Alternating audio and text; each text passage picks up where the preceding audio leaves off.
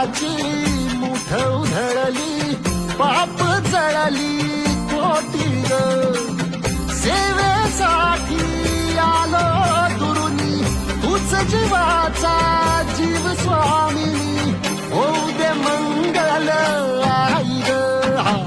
हाती परडी कुंकू भाई, अंतरी केवली ज्योती ग.